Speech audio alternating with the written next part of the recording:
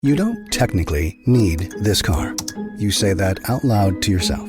You say, I have no space. You say, I'm just looking. Then you click. Then you zoom in on photo number 87 and whisper, oh no. Then you text a friend, the one who always enables you. You say to yourself, this is the last one, knowing it is not. You don't need this car. But maybe, just maybe, this car needs you. Bring a trailer. It's never just a car. This episode is brought to you by LifeLock. When you visit the doctor, you probably hand over your insurance, your ID, and contact details. It's just one of the many places that has your personal info. And if any of them accidentally expose it, you could be at risk for identity theft. LifeLock monitors millions of data points a second. If you become a victim, they'll fix it, guaranteed, or your money back. Save up to 40% your first year at LifeLock.com/podcast. Terms apply. It's the Anthony Cumia Show on the Red Apple Podcast Network. Yes, the Anthony Cumia Show. As promised last week, I believe we did make a solid promise we would be back next Sunday. Here it is, next Sunday. And here we are. That's right. My God, these weeks. They just fly right on by. I hope you're having a good weekend. That's always a big thing with everybody, the weekend.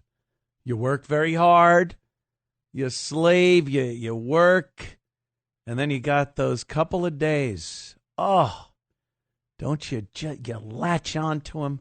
Oh, I don't want to go to bed. I don't want to go to sleep. Because then it's one less weekend day. Then before you know it, it's Sunday, and you go, it's over. Well, the Anthony Cumia Show is here for you. That's right. One more little joy, one more little tidbit for your weekend before that Monday hits you like a holiday ham right in the face. Anyway, I was just chit-chatting a bit before the actual start of the show about the cheerleader thing, the man cheerleader thing. And it's one of those stories that just, it's perfect. You know, it's got legs. People like to talk about it. It's water cooler stuff. And as I said, it doesn't really have that much importance over anyone's life. You go to that job I was just talking about Monday. People will talk about it, but it's not like, oh my God, we lost the O'Reilly file. We lost the whole account because of the man cheerleader. It doesn't really make a difference. And it's nothing really new. I mean, the media has been pumping stuff like this out for quite some time. It just gets our attention. And I don't even think it's as nefarious as the distraction, because everyone talks about the distraction now. Every single thing that happens is apparently a distraction for some bigger thing that we're supposed to be distracted from. You know, like the Epstein thing, Russia, Ukraine, Israel, Gaza, Iran. Like, those are the real things. And then they throw the distractions out. And I believe there are certain distractions that have been lobbed out to the general population. But everything can't be a distraction. Sometimes things just really happen. And then I like talking to some people when the distraction is kind of important, but not as important as the bigger stories. And depending on who you talk to, it's either the story or the distraction. So sometimes a news story can be both, which is quite puzzling.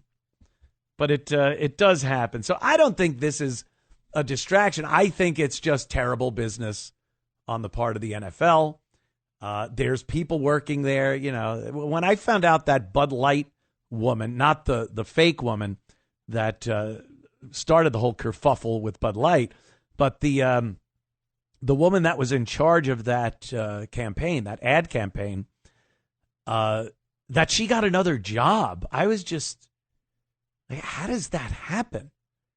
How does someone hire a woman that lost billions of dollars and destroyed a one of those products that just had been around for so long, so popular, and you trashed it, and then you just go, yeah, okay, I'll get another job. It's astounding to me. But, yeah, this is not really a big deal. It's just one of those things. I do feel bad for the fathers of the of the cheerleader guys. You know, and maybe everything's great. Maybe the parents of the cheerleader guys are just so open and they love their kid regardless or irregardless. If he's a fanoke, irregardless, they still love him and support him, and that would be wonderful. But, you know, when I was growing up in my day, a dad kind of wanted a son to be a reflection of himself, do better than he did. And sports was a big thing. Sports was a big thing for a father and son. It's kind of what you did. You know, what else are you going to do? Talk about sensitive issues? No, you go outside, you throw the ball around. You're on some kind of extracurricular activity at school. Baseball, football, basketball, whatever. And, you know, dad's interested. How'd you do today? If he went to the games, he's very excited and proud when you do something good. So it's always been part of that father and son dynamic to have some type of a sport thing and for that son to be just a little better than dad, you know? And I just think about, you know, the cheerleader guy. Hi, Dad. I just signed with the Minnesota Vikings. What? Son, I knew it was just a phase. I was telling your mother just the other day, I knew it was just a phase. The Vikings. I'm going to go over to Bill's house next door. I'm going to tell, because his son, he's crowing about his son. He's only second string quarterback. So, what's your position? Ooh. Sit down, Dad. I'm a cheerleader. Gotta be tough. You know, we all hear how it's tough for somebody to come out to their parents. And some of them are very, like I said, very liberal, open, honest. Hey, whatever. But, you know, Dad's sitting in the lazy boy in the middle of the living room, watching the ball game, and his son's sitting on a lazy boy in his room. It just, it's tragic in some circumstances. I don't want to be too, you know, I don't want to be too, I don't know, critical. I don't want to make it sound like dads are all like that. My dad, my old man, let me tell you a story about my old man. I don't think he cared much about sports, but he did want me to be like a man. You know, I think my dad would have been gravely disappointed if myself or my brother Joe had been gay. You know, he'd hang out with me. When he went out to California, he went out there to become a cowboy. Like, I'm leaving New York. I'm going to California because I just want to be a cowboy. Not YMCA or in the Navy, Village People cowboy. Like a real one. And then when I went out to live with him for a few years during my formative teen years, he got me a horse. He got me, saddles, spurs. If I hadn't had a horse, it would have been very gay. I think if you just walk around with a cowboy hat, boots, spurs, chaps, without the horse, boy, that horse really makes a big difference when you're wearing cowboy attire. But I did indeed have the horse. So my dad was very happy that I was getting girls to go out on horseback rides with me. Very excited, even though they were, if anyone knows a few of the stories I've told in the past during my radio careers, there was a girl named Dreamweaver, and I took her out on the horse. And believe me, when the horse saw her, he went, "Really? I have to put her on my back." But she was a girl, so Dad was pleased as punch about that whole thing. But it's just one of those father-son things. You want your kid to be that reflection of you, and if you're not a gay guy, a gay son, I would imagine, I have no idea, for the most part, would probably be something very tough to have to muddle through as a dad. So I'm trying to think what would be worse for a father. Okay, you got your guy, he's the dad, and he's got friends, and they're all knock-around blue-collar guys, let's say, right? They're watching the game. So what's worse? You have a daughter on OnlyFans, and your buddies know about it, and they could see, like, your daughter, all know what OnlyFans. I don't have to get graphic. Or you're sitting around watching the Vikings, and you got to point and go, "That's my boy. There's my boy." Now, I would think if you have to make this choice, you've done a terrible job of parenting. But I don't have kids, so I'm just, I don't have much to go on here. But I would assume if your son is a cheerleader and your daughter's on OnlyFans, maybe you didn't spend enough time chit-chatting with them at the dinner table. I'm not sure. Anyway, we are off and running with the Anthony Cumia Show. Plenty more. Your calls, 800-848-9222. And we're back in moments. Don't go anywhere. It's the Anthony Cumia Show on the Red Apple Podcast Network. It's the Anthony Cumia Show on the Red Apple Podcast Network. It is. The guy's right. It is the Anthony Cumia Show. That's me. Of course, every week, we toil. We do toil to try to find somebody who has done something, said something that is just so completely ridiculous. And I've noticed, and as I'm sure you have noticed out there, that a lot of the same people keep popping up because they're so good at being stupid, ridiculous, asinine, that I'm very hard-pressed to find a new group of people. They're the professionals, is what it is. Sometimes I'll let a rookie in, but a lot of times, you want the pros to handle it. When it comes to Clown of the Week, I mean, this woman is the greatest. Here she is, Clown of the Week. The Anthony Cumia Show presents the Clown of the Week. Yes, once we called her an American, just like us. She lived in America. She has since been chased away to the Emerald Isle. Yes, the land of Lucky Charms. And, it's Rosie O'Donnell.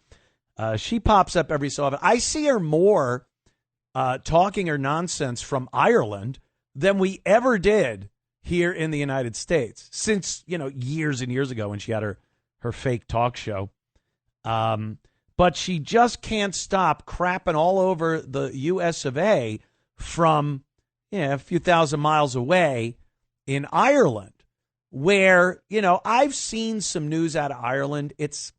They have their own problems with a lot of this unvetted immigration illegal immigration, a lot of people that cannot assimilate to the culture. And, you talk Ireland, you are talking a culture. I mean, they are very, very passionate about who they are as people. And, for Rosie to go over there, it must be nice. She's Irish. They're Irish. It's sort of a not as diverse, I'm sure, where she is now. But everything she was bitching about here in America was because people like Trump and MAGA and Republicans and conservatives were against flooding this country with people that had no business coming to this country and changing it, ruining it. They don't want to be Americans.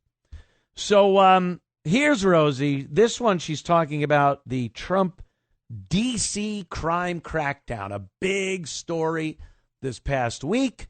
And let's see Rosie's take on it. I left because I read Project 2025 and I knew what the Trump administration was planning to do. And now they're doing it. And it's getting very scary. He's instituted martial law in Washington, D.C. to crack down on homeless people. Being homeless is not a crime in the United States. And he's doing all this to distract us from the Epstein files and from the fact that he was there and from the fact that he is a sexual abuser. That's the truth. And, how many billionaires do you know have modeling agencies and run beauty pageants and walk in on the young girls naked and brag about it on Howard Stern? Warren Buffett doesn't do that. No, he does not. So, this man is a disgrace to all of humanity. And it's very scary what he's able to get away with. So I hope America wakes up pretty soon. Well, you ran away, so who cares? Who cares what you think? I hope America wakes up. I'm very scared. First of all, he said things on the Howard Stern show. You don't think Trump is, to this day, an entertainer? And especially back before he was, president of the United States, he was absolutely an entertainer. Part of that was going on talk shows, especially if you're on Howard Stern, you're going to be outrageous. That's for sure. So, he said plenty of outrageous things. Can you take him at gospel? If you're going to take everything that was said on the Howard Stern show as the God's honest truth and gospel, and this is the way it is, then, Rosie, you indeed are a big pumpkin head. I believe Howard said many times that Rosie O'Donnell has a giant pumpkin head. So if everything Trump said on there and what have you, if that's all true, then we must go with the fact that Rosie O'Donnell's head is indeed a giant pumpkin. It isn't illegal to be homeless in America. There are laws against setting up camps. There are safety protocols where, a lot of these homeless people, the people they're endangering the most are themselves. If you gave half a crap about them, you'd want something done. But Rosie doesn't care. It's whatever Trump is doing. First of all, no one was doing anything about trying to deal with the homeless problem, the crime problem. And now you go, hey, Trump's trying to get homeless off the streets. They're working with high voltage lines in light poles to try to get electricity in their cardboard box. Kind of dangerous, but that's fine with Rosie because they should be allowed to just do whatever they want. Crime is a horrid problem amongst the homeless, whether they're perpetrators or victims. And somehow Rosie sees it as a bad thing that Trump has decided, because every one of these cities is Democrat run and they've done absolutely nothing to curtail the homelessness or crime. So he looks around, and I think Trump works in this fashion. He's driving around in the Beast in DC, or he sees something on TV, or looks out. He was on the roof of the White House the other day. Maybe you could see a little further, and he goes, "What a bunch of crap." He's just looking at all the garbage. And then he gets this idea like, let's clean this up. Let's do something. So he gets law enforcement together and other agencies and says, get rid of the homeless and let's really start cracking down on the crime, the violent crime especially that's going on in our nation's capital. And because it's D.C., District of Columbia, the capital, he does have legal precedent to take over, if you want to call it that. That's what the libs like calling it. But truth be told, he has every right to do that. And it's helping. You hear the police and even the citizens of D.C., a lot of them people of color. And they are disgusted with the way D.C.'s been handled. It's their family and friends that are getting killed and assaulted by the horrid element in D.C. So a lot of them are really for this. What you see in these protests that have been going on, again, are these old white boomers and these liberal girls with the hair and the piercings and, oh, geez. And, it finally someone wants to do something about it. And people like Rosie have to bitch that this is a problem, that it's bad for the homeless to not live in a box.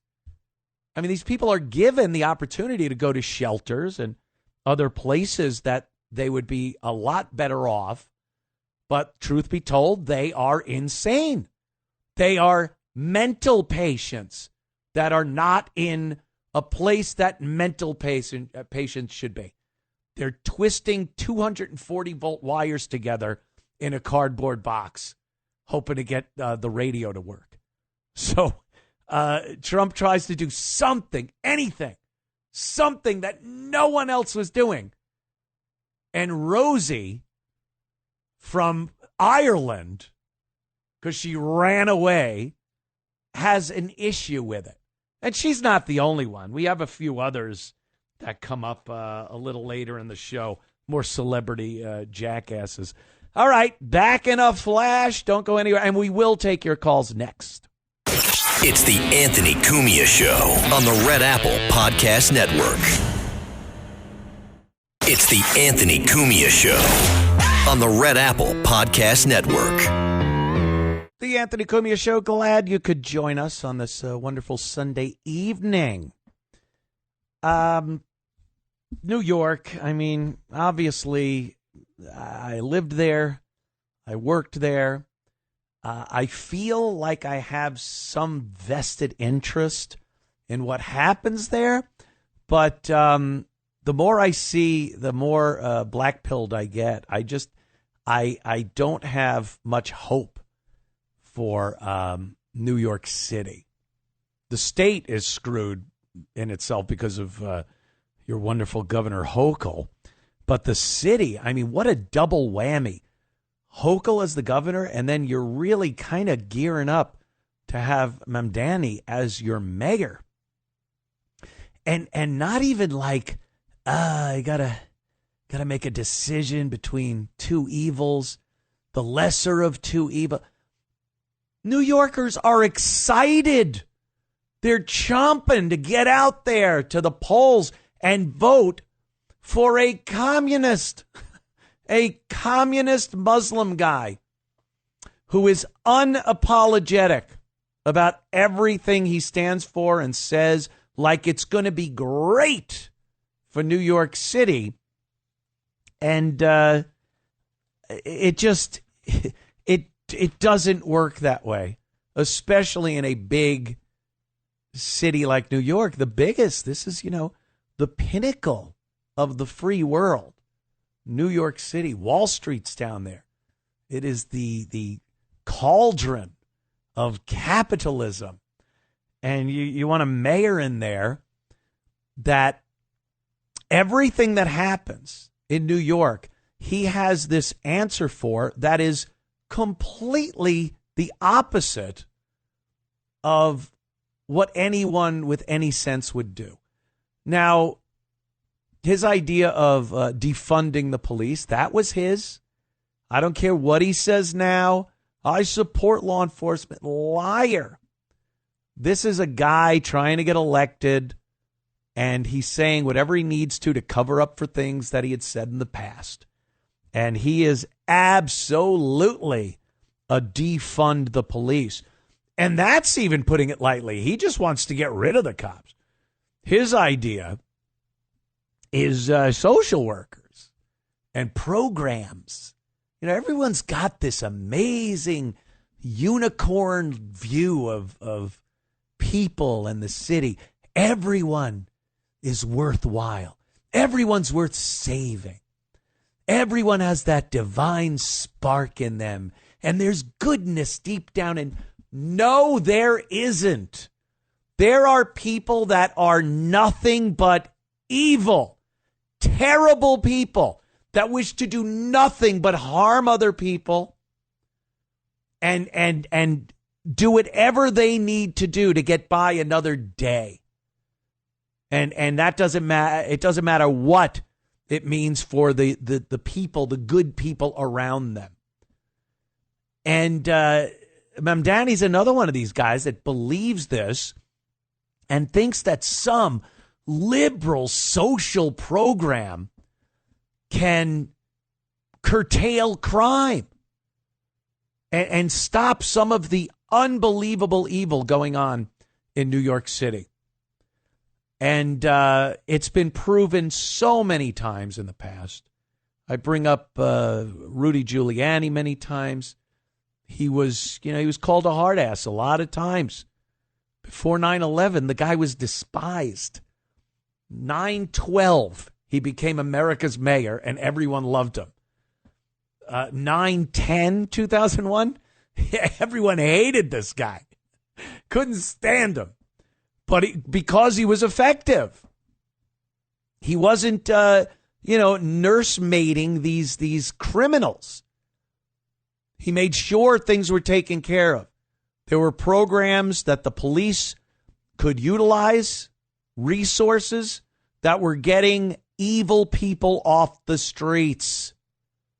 And then we went through this phase of just de Blasio. And now Adams, same thing.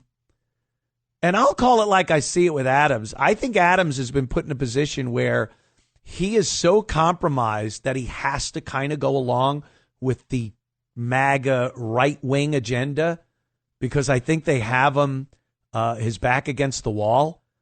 I mean, they could pull out indictments like a magician on this guy.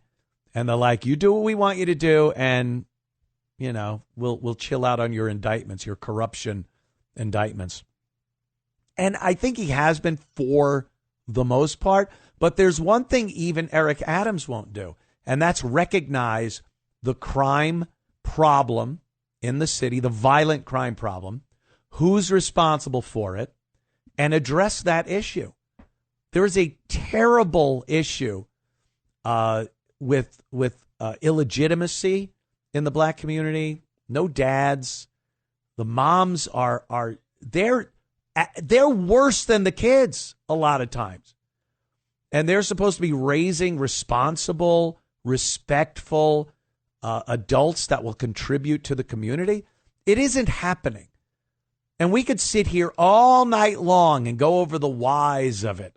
Well, why is it that way? Is it this, that, the other thing? Is it 200 years ago? Is it last week? Is it systemic racism? Is it whatever it is? It is. So to not even address it seems to be a huge issue. And I don't think Adams, as mayor, will even address it like that. And one of the reasons, besides race, he's the mayor, and he's got an out. He's got an out. It's called gun violence. All these guys and girls, the men and women that have been put in charge of these liberal cities, these blue cities, it's abominable. And anytime there's a shooting, they start pulling out the gun crime. Oh, gun violence took more lives. Gun crime. If we only had sensible, reasonable gun control. Everyone wants gun control. We did a poll. It's all nonsense. It's all lies. It's all garbage. There is a problem. There is a problem. And it needs to at least be addressed.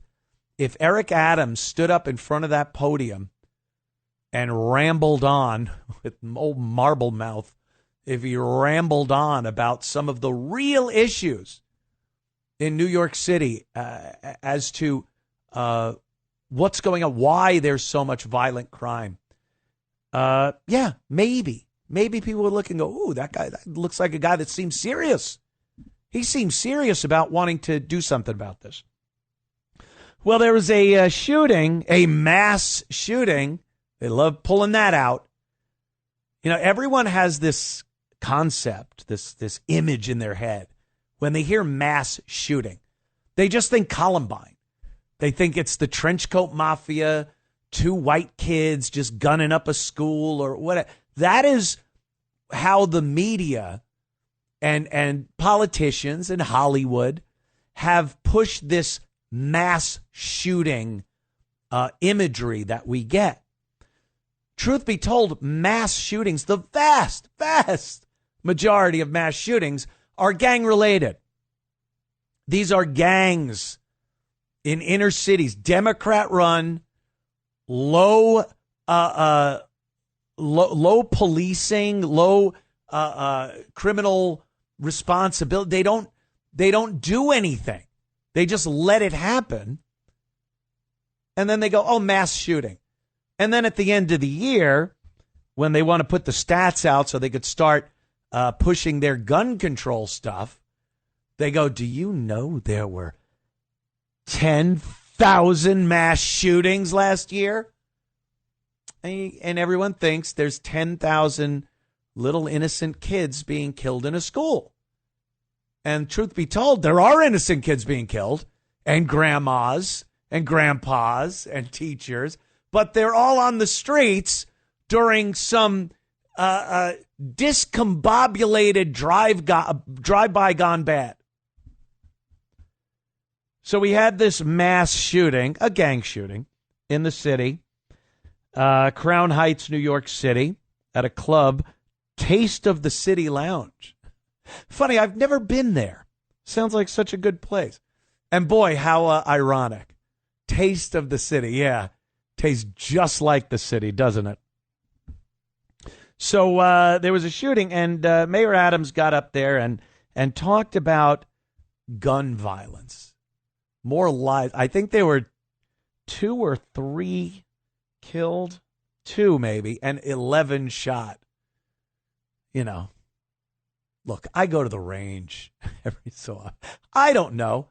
I hope to hell the day never comes where I would have to use deadly physical force against somebody else because my life was being threatened.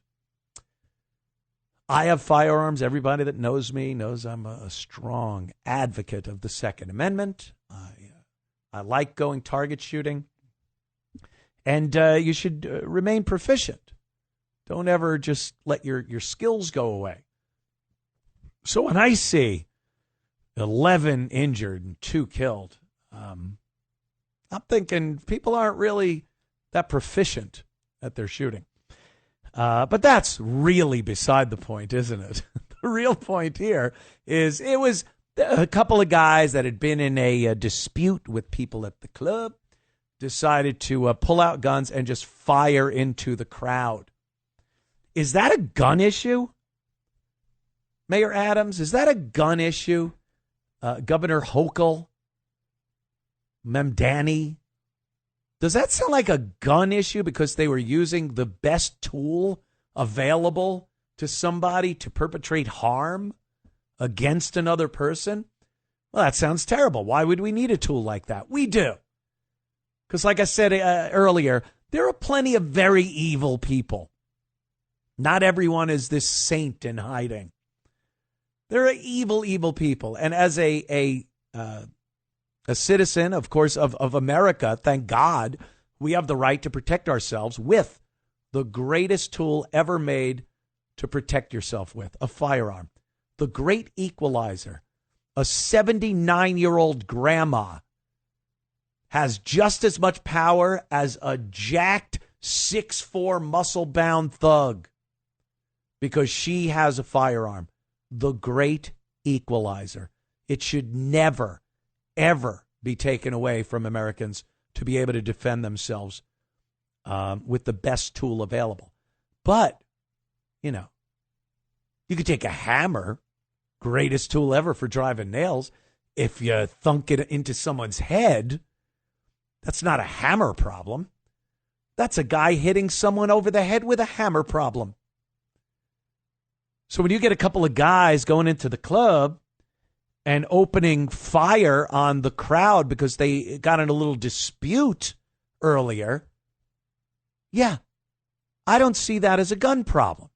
And I don't think anyone should see that as a gun problem. And I don't see how legislating against legal law-abiding citizens, infringing on their God-given right to bear arms, is justified at all in a situation where gang members are offing each other because of beefs, and now I can't defend myself with the best tool available? Grandma can't defend herself? You get to a certain age, I got to tell you, many years ago, as a young man, you think you're like, yeah, I'll pop him in the head. I'll not shoot, but I'll punch someone. If someone squares off to fight, yeah, I'll give it a go. I might get my ass kicked, but I might win, whatever it is. You get a few rotations around the sun under your belt, and that option isn't available to you anymore. So you should just be a victim? Now you've just relegated yourself to a pile of victims because you're not physically able to duke it out with somebody 40 years your junior. Does that sound fair at all? Because a couple of guys go into a club and shoot it up for a beef because they were dissed in the club, have a problem with some people, and decide to just shoot anyone in front of them? Because of that, I have to learn how to knife fight? Well, I got to somehow be like Riff in West Side Story. I have to know how to wave a knife now because I'm not allowed to carry a gun. My granny, she's got to learn how to put a bandana in her mouth, have the other guy put the other end of the bandana in his mouth, hold it there while they try to stick each other with a blade. Is that how things go? Well, I don't think so. But that's what they do. They try to use these situations instead of concentrating on the actual problem. Let the police do their job. And I don't even know, this is another tangent, but I don't even know if the NYPD is cut out to do their job anymore. It's been so riddled with DEI and diversity that I think if they were given every latitude and resource to do their job, like the old school cops used to be able to do, stop and frisk, you tune someone up if they're out of line, you could smack someone in the face, an attention getter.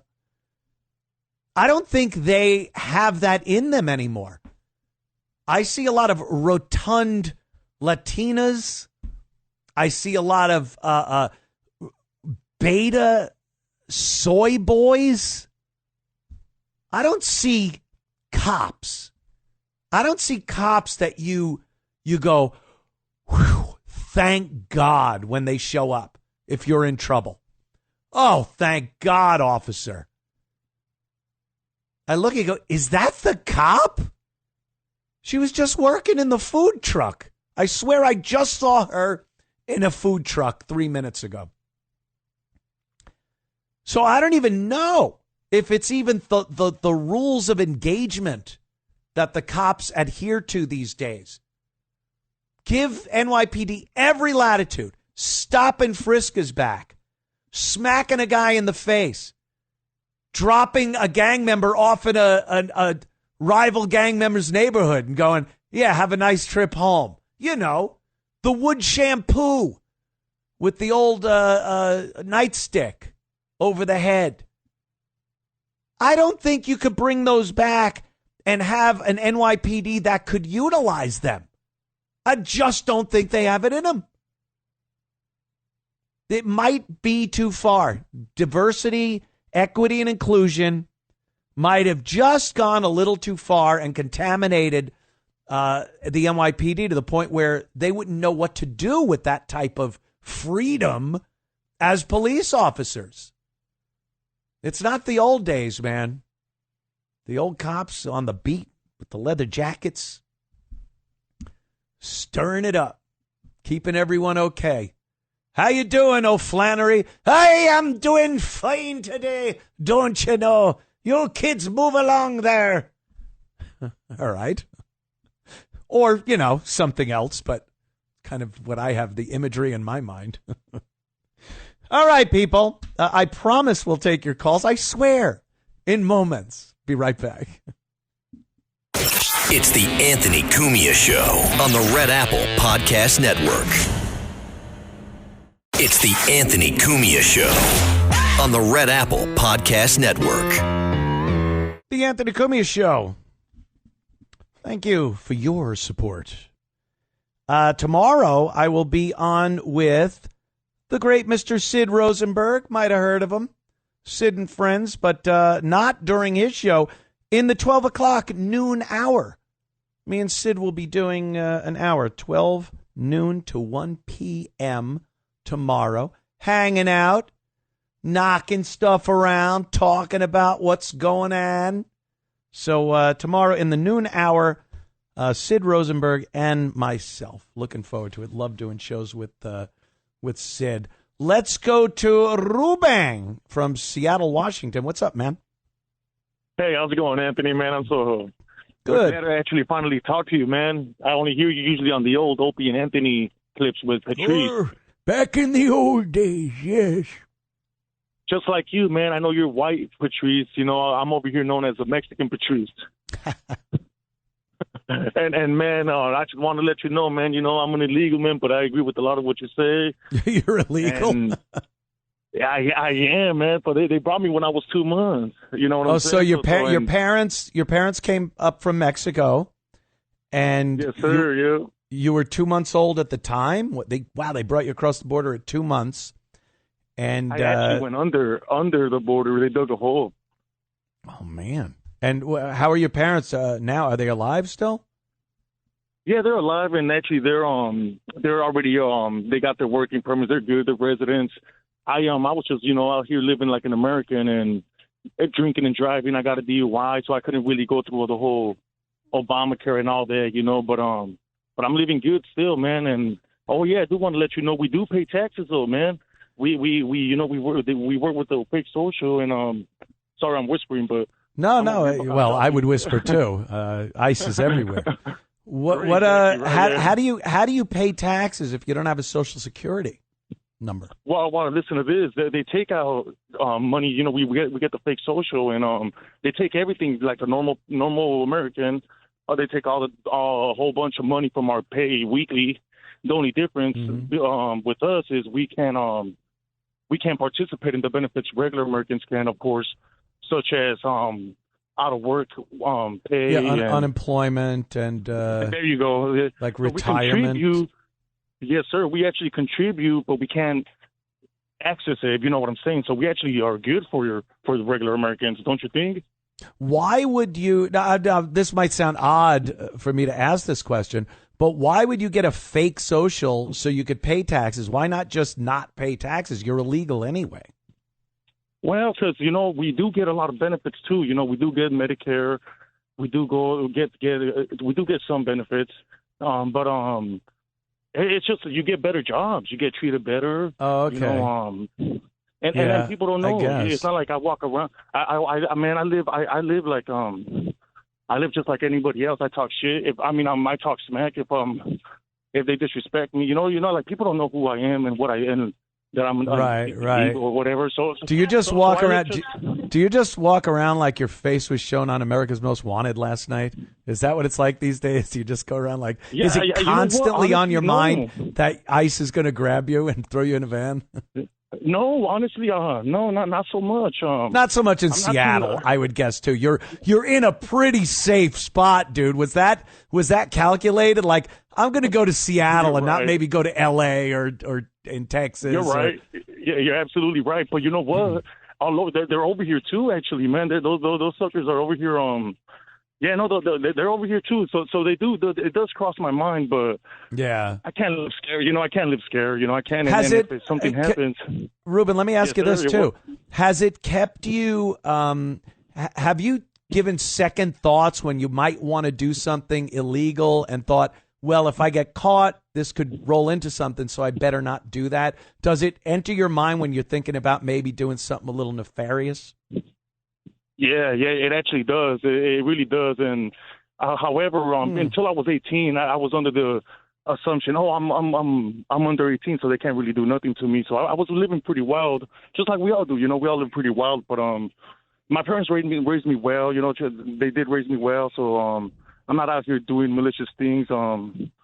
But like for example, if you put it, look, listen to this. I'm actually in a union. I work for a union, so I get really good benefits. I'm climbing the ladder. I'm 2 years in, and I'm getting $40 an hour. So I'm doing much better than a lot of legal people, So it sounds. But it's crazy. I know it's crazy, but. Yeah, but man, I just want to let you know, man, that I love what you're doing, man. Enough about me. I just want to let you know that I love what you're doing. Thanks, Ruben. I appreciate it, man. You kept it righteous. You're true to yourself, and Patrice would have loved you, man. Still, I love that guy. He was awesome. Thank you, Ruben. And I look up to him, and it sucks that Opie is how he is. I would have loved him to be with you, but it's times change. Times change. Yeah. I got to move on though, Ruben. Thank you, my friend. There goes Ruben. Did we get the number? Did we trace the call? We got it? Okay, cool. All right. Ruben, yeah. Yeah, Seattle. I'm kidding. He seems like a nice enough guy. All right, we'll be back in a matter of moments with more of the Anthony Cumia Show. It's the Anthony Cumia Show on the Red Apple Podcast Network. It's the Anthony Cumia Show on the Red Apple Podcast Network. The Anthony Cumia Show. That makes me Anthony Cumia. And this is Steve from Manhattan. Steve, what's up, my friend? I dare everyone to go around the dial. Go to the satellite. Try to find something better than Anthony. You're going to come right back here, baby. Exactly. My man. And I'm glad your ratings are going up. I'm going to say something. I got other stuff to touch on quickly, but I got to say something that's going to drive your ratings into the next galaxy. And the Hubble telescope. Well, the Hubble telescope is going to pick it up because nobody will just. Uh-oh. Connection. Hello, Steve? I call him Big Bird, the Tower of Jelly, and he's always knocking Italian Americans. And if you've seen what went on in Staten Island with Scott Lebedo, the Italian Americans, to me, I grew up with them, are the toughest now, people on the who planet. are you talking about, Big Bird? Well, what he's doing, Big Bird has a show, and he's always knocking Italian Americans. Oh, Howard. No, not Howard. No. He's another guy. You want me to say his name? Yeah. All right. Big Bird, the Tower of Jelly, Jesse Kelly's on another station. Always attacking Never freaking heard of him. Italians. Yeah, he's a clown. He's a big joker. I just want to tell the people why he's doing it. Why he's doing it, because he's a phony conservative, and he wants to show that he's balanced. So he has to go after somebody. And Italian Americans don't get upset. They don't really get fly off the hand. They don't fly off the handle if you talk about them.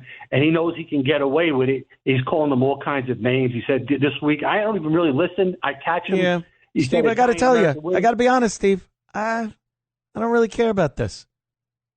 You got topic 2 you wanted to talk about? I just don't care about some other guy. All right, here's another one. I'm going to go through the whole thing quickly. People should know that Ireland is being invaded. It's being invaded badly.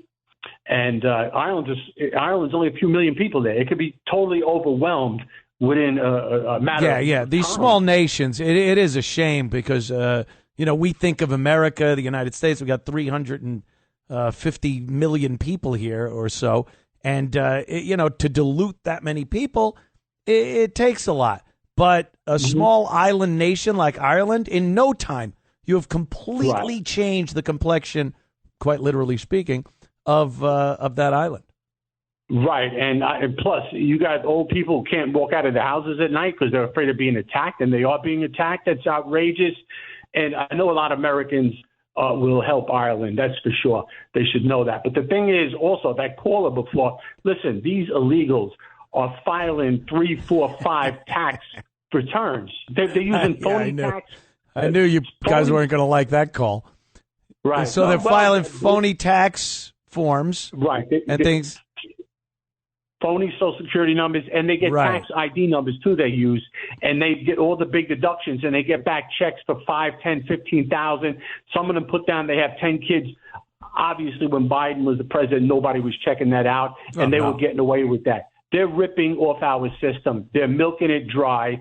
And obviously, and plus, a lot of people are getting confused with this Social Security thing, no taxes. From what I've seen of it with this new big, beautiful bill, Trump's got all these funny names. Who's his writer? The thing is, it's going to be, this is what I see. If you're 65 years old and you're a single filer, you're going to get a $6,000 deduction on top of other deductions that you get on your taxes. So it'll lower your taxes and you'll pay less. That's what's going to happen. And nothing gets ratings like tax talk, Steve. So no, I just want to let people know. There's a lot of people in the audience. Well, you said you were going to get my ratings through the roof, and now you're talking tax deductions. We're going to get them through the roof. The H&R Block or something. Yeah, no. Listen, people love this kind of stuff. And also, this is what also got me banned from sports radio. In America, a kid has to be 17 years old to be signed to a baseball contract in the minor leagues. But in the other countries from Latin America and the Caribbean, they could sign them at 16 years old. Those kids have a big advantage being signed at 16 years old and being in the Yankee farm system than an American kid who's got to go to school. He's got to do all, his work. He's got to get lightning happening job. Here. I hope it doesn't hit the phone line. It just, oh man. Yep. A bolt of lightning just hit the phone line and we lost Steve. I apologize, Steve. Call back is all I can tell Steve. Anyway, sticking with New York a little bit, Governor Hochul and this illegal alien thing. This is, well, it's believable. I was going to say unbelievable. Where's the story? Here, I got it right here. I was going to say unbelievable, but totally believable because it's a Democrat and it's Hochul and it involves illegals. She, governors have the I guess, what do we call it? Not a right, whatever it is. They can grant clemency. They can take people that are in prison, criminals, and get them out of prison. They could give them clemency. They could put them back out on the streets. And in the case of illegal aliens, you can make it so they can't be deported for crimes. They've committed crimes. First of all, they're here illegally, and that's a crime. But Hochul granted clemency to 13 individuals, including a person convicted of manslaughter. Now, I don't even like when they do this with American citizens, where somebody years ago kills someone and they've been in prison. They're in there 25 years. I don't care how long they're in there. And then they go, wow, what an amazing person. I mean, they've been an amazing prisoner. They haven't done anything bad. Yeah, you're in prison. They helped other inmates, like it's Shawshank, like it's Andy Dufresne. He's down there in the library helping people get their diploma. That isn't what's happening in prison. You have to behave. It's prison. So they look and they go, well, this person really deserves to get out. And just because time went by and they decided to pick up a Bible or a Quran or whatever religion they decide to practice, and then what happens? They go, what a great person. Let's let them out. Why?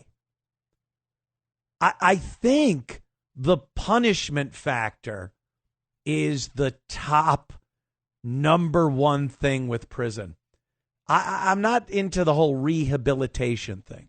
Maybe in some cases where it's not someone getting killed, because that person's not coming back. And when they were sentenced to life in prison for killing someone, that's got to be pretty horrific to someone.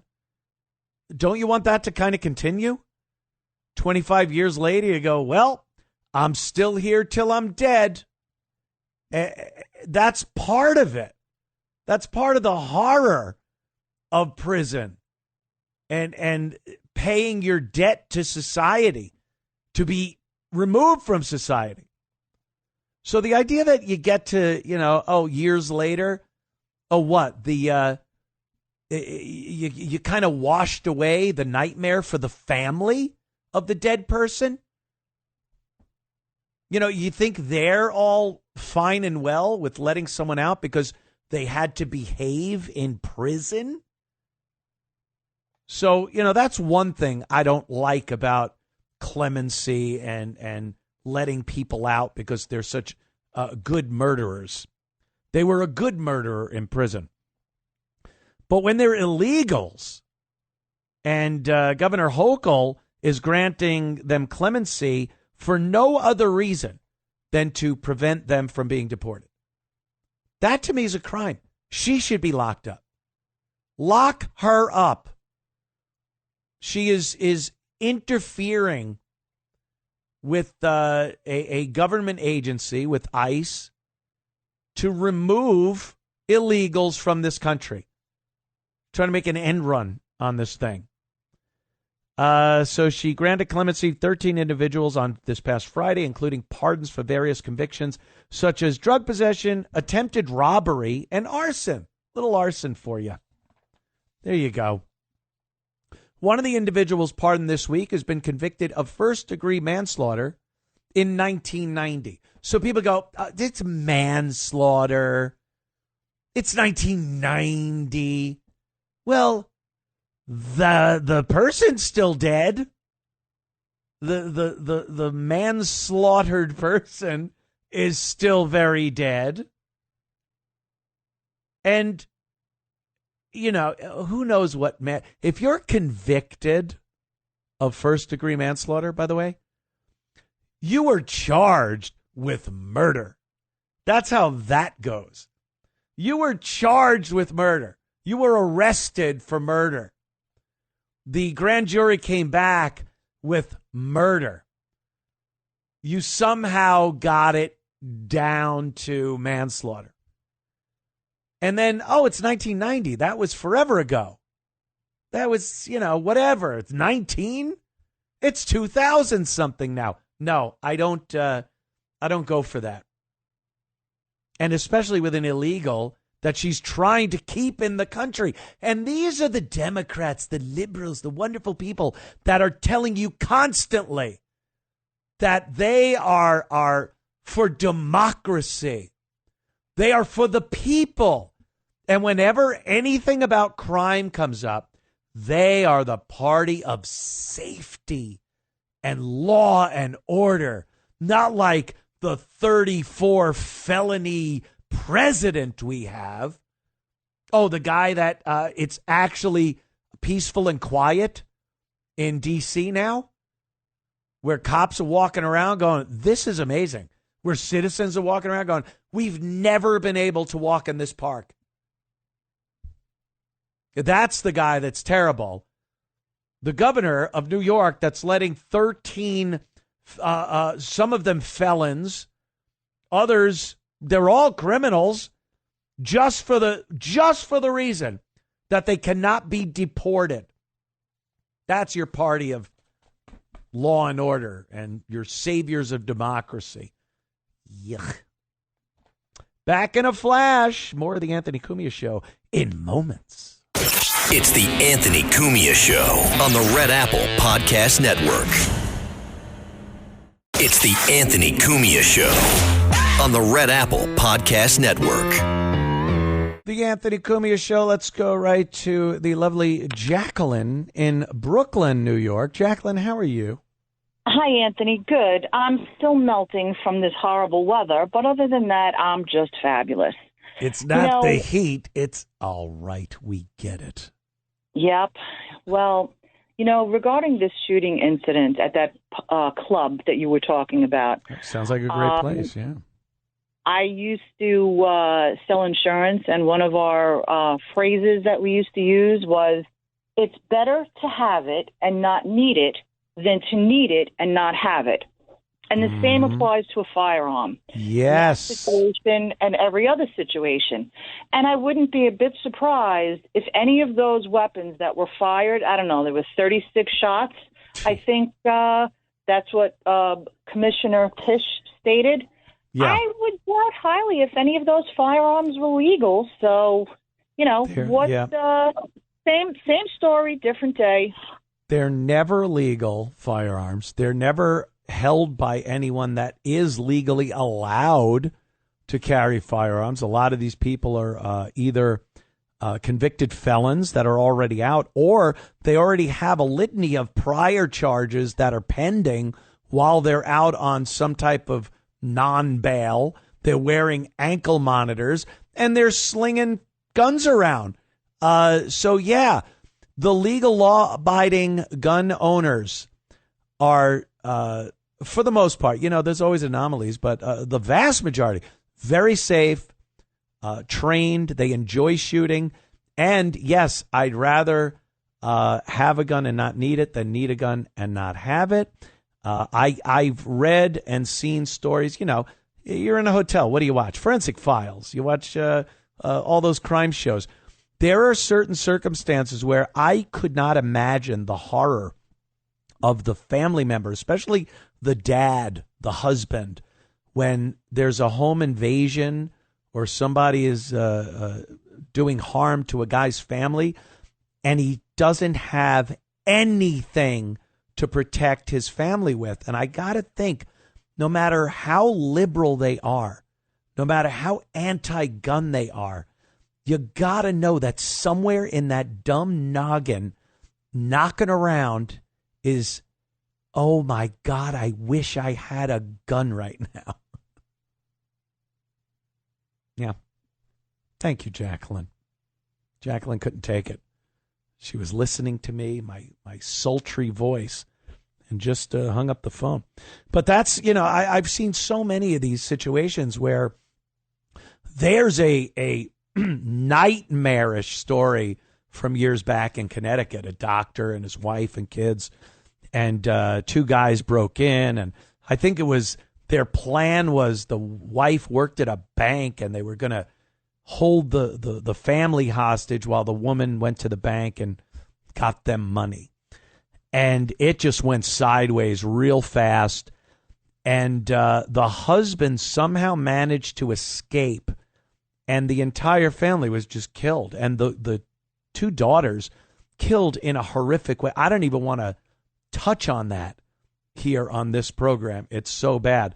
But you can only imagine the husband going, if I had a gun, if I had the great equalizer, if I had a tool that I could have used to protect my family, protecting the job, the paramount, first and foremost job I have in my life, protecting my family, and I failed miserably.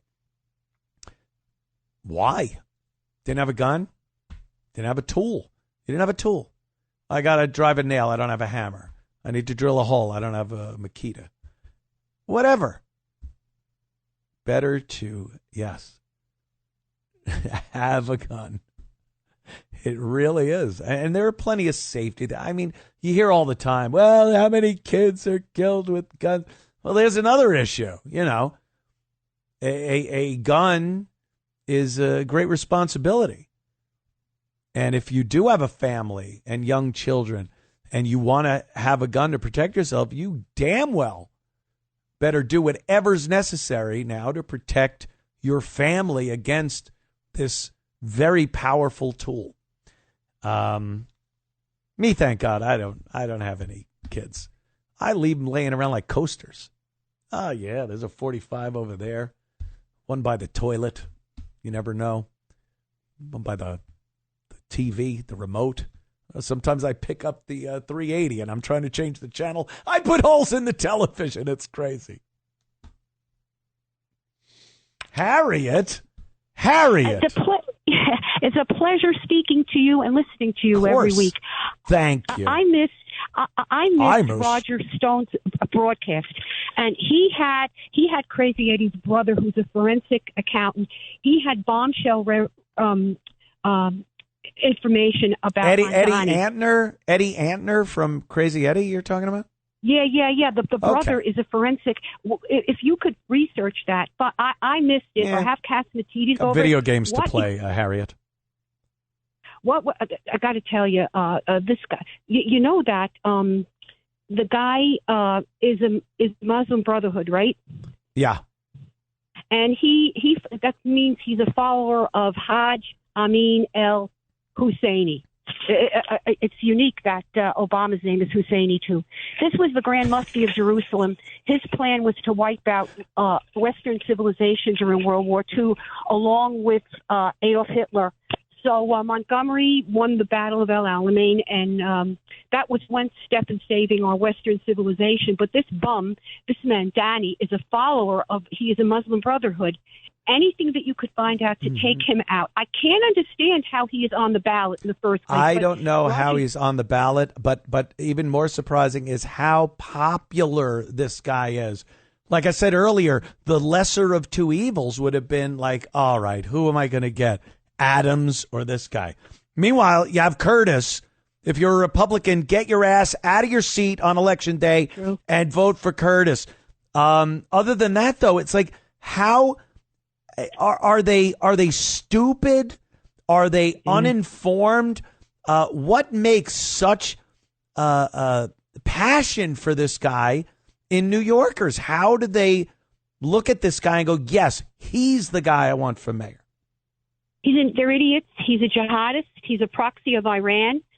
I mean, but any information, even on your next show, maybe interview Roger Stone about what exactly Eddie Antar's brother, the new information that he has on this bum. He got $1.7 million from the New York Campaign Finance Fund. Amazing. Insane. Amazing. I don't know how it's being done. Yeah, well, I don't know. I don't know. Well, look, Harriet, thank you for calling, Harriet. I do appreciate your call from Brooklyn, New York. There goes Harriet. I didn't know Eddie Antner's brother was like a finance guy. That's kind of weird because Eddie Antner was just a criminal. Crazy Eddie. His prices are insane. His accounting is insane. Oh, remember the commercials? Oh, we could sit here and play Remember When. It's Christmas in July. That guy was nuts. He was on the TV all the time in New York. We loved him. Let's see. What do we got? All right, I could do that, and then next we'll talk about, oh, yeah, this is great, Rubio. You know, the media is such, do I have to say it? I don't have to say it because it's a bad word I can't say on FCC-regulated amplitude modulation. But you can't come up with a word bad enough. You know the word that if you're having a fight with your girlfriend or wife, and if you said that one word, the previous argument disappears, and you are in a whole new argument that is 800 times worse than the argument you were just in? That, my friends, is the word for the media. And I think you know what it is. Yeah, Rubio blasts Margaret Brennan. She's talking about the Russia-Ukraine negotiations with Putin. We'll come back and talk about that because that's a big story. They always want to trash Trump on these things. But back in a flash, Anthony Cumia Show. It's the Anthony Cumia Show on the Red Apple Podcast Network. It's the Anthony Cumia Show on the Red Apple Podcast Network. Yes, the Anthony Cumia Show, and we are talking about, of course, the media. Donald Trump, our president, had a meeting with Vladimir Putin in Alaska, and the optics were pretty interesting. I'll say that. The little red carpet thing, it was weird. Not weird. It's pure Donald Trump. Trump had this red carpet that was like 10 feet wide coming off of Air Force One. And then Putin had this little tiny strip, like a Christmas ribbon, going from his plane, and it intersected with Trump's 10-foot wide red carpet. So Trump gets to the point where the little ribbon met his carpet and stops and makes Putin walk toward him. He does the Trump handshake where he pulls him in. So that was interesting. It was really funny to see the difference in red carpet sizes. And I know some people have problems with just the fact that Putin was given the dignity of a red carpet at all. But look, he's a world leader, very powerful. You're going to do what you have to do. That's politics. That's the way you're supposed to treat foreign dignitaries. And then as they're walking to the Beast, which is Trump's vehicle, they both got in the back seat. It kind of looked weird.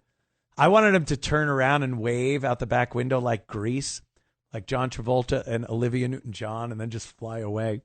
Didn't happen, oddly enough. But then Trump had ordered a flyover of the was it B-1? The B-1 bombers? One B-1 bomber and a few fighter escorts. And it just, it was right over their heads. So they're kind of looking up, and Putin's been around, though, long enough. I don't think people really understand this. Putin has been in charge of Russia on and off for a long time. And before he was in charge, during the years of the Soviet Union, he was a big man on campus with the KGB, and just, he is a solid name in Russia and in the previous USSR. Dragonfly to Wolf's Den. Colorful names. Rambo, right? So you got the two of them, and they're going to talk about Ukraine.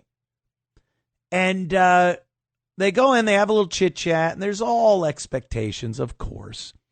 And when it's all said and done, they leave, and Trump says, yeah, no, we didn't really come to any conclusions. We talked. He doesn't want a ceasefire. He wants a complete end to this. Obviously, he wants land. Ukraine doesn't. A lot of Americans don't like Putin at all. We all know the story. But the media just could not help but jump on and go, big nothing. Look at that. Trump making promises, and what came out of it? Nothing. He gave Putin a red carpet. He shook his hand. He gave him credibility. And what did they get? Can we look back at the Biden administration? Was anything done to even make the slightest attempt to end that war under Joe Biden? All the war hawks were dumping money and weapons into that war. And by the way, we dump money and weapons, and Russia and Ukraine are dumping bodies. You know, every weapon and dollar we send over has an exchange rate in Russian and Ukrainian lives. Just a meat grinder. And no one cared. If anyone even suggested that money or weapons shouldn't be sent to Ukraine, you were a Putin puppet. You hate the fine people of Ukraine. And meanwhile, the whole goal here is to stop the war. And what has Trump done other than really try to stop this war? Talking to both principal players, trying to stop the influx of money and weapons that just is perpetuating this carnage. And he's the bad guy. The guy really trying. Is he succeeding? Doesn't look like it. You know, I would love for Trump to come out. It's all over. Done. Dunsky. But it's not happening. A lot of wars are at the negotiation table for many, many years, and sometimes nothing ever happens. But to try to trash him for trying, when for 4 years under Joe Biden, or, you know, once they started the conflict, every minute of the Biden administration was dedicated to pumping out money and weapons to keep that killing going without a word being uttered about maybe coming to a table and talking things out. Having Putin, having Zelensky, and talking to them and seeing if something can be done. And they're the caring party, the Dems. They care. Saving democracy. That's it. The Republic of evil, terrible people. Right? So here's Rubio, Lil Marco. I still can't get it in my head. Boy, Trump really, when he brands somebody, even when he becomes friendly with them or business associate or, you know, same administration, you just can't get it out of your head. Look at little Marco drinking his water. It's just, I still think that, but I like Marco Rubio. I like him. So he was on CBS Face the Nation with Margaret Brennan, and they were talking about the Russia-Ukraine negotiations. And of course, Margaret Brennan being CBS, they have to crap all over it, even though he's the only one trying to do anything at this point. A little disappointed with the results and this whole lie. This could have been the fake news. Oh, I think it is fake news. I put it under the fake news segment, but we kind of skipped past it. This is a lie. This is a blatant lie that she's saying that Zelensky is coming to the U.S. or coming to a meeting with Trump with the leaders of Europe behind him because they're so angry with Trump that he's got his little bully squad with him to go, hey, Trump, this is how it's got to go. That's a lie. It's a lie. The European leaders knew about this meeting. Trump's administration called for this meeting, and you want the rest of Europe involved in it at least. Them showing up doesn't automatically mean they're mad at Trump. And if they are, what are they mad at again? Just like I said, a guy trying to stop an unprecedented carnage that's going on right now. So let's listen to a little of this. I'll chop it off at some point. But here's Rubio talking with Margaret Brennan, CBS Face the Nation. You know there is concern from the Europeans that President Zelensky is going to be bullied into signing something away. That's why you have these European leaders coming as backup tomorrow. Can you No, it isn't. That's not why they're coming as back. That's not true. No, but that's not that's not true. They're not coming here tomorrow to keep Zelensky from being bullied. They're not coming. That February Oval Office meeting in front of television cameras where President Zelensky. Do you know how many meetings we've had since then? Oh, no, I know. And I was just up in Alaska watching the one with Vladimir Putin where a red carpet rolled out. No, but it was Zelensky. We've had more meetings. We've had one meeting with Putin and like a dozen meetings with Zelensky. So, but that's not true. They're not coming here tomorrow to keep Zelensky from being bullied. They're coming here tomorrow because we've been working with the Europeans. We talked to them last week. There were meetings in the UK over the previous weekend. And they said President Trump was going to demand a ceasefire. As early as Thursday.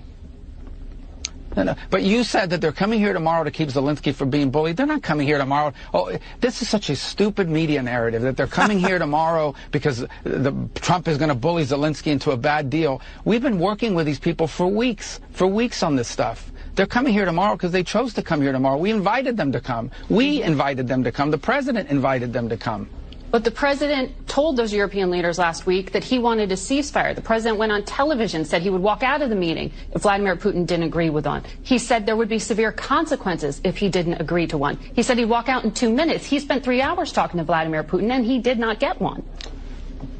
So there's because obviously things happened during that meeting. Well, because obviously look, our goal here is not to stage some production for the world to say, oh, how dramatic, he walked out. Our goal here is to have a peace agreement, to end this war, okay? And obviously we felt, and I agree. There. It's the way she's talking.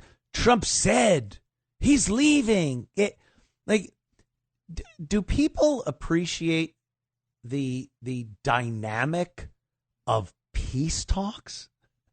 You got a leader, a world leader that's involved in a war that, truthfully, I don't think he's very happy with the way things are going.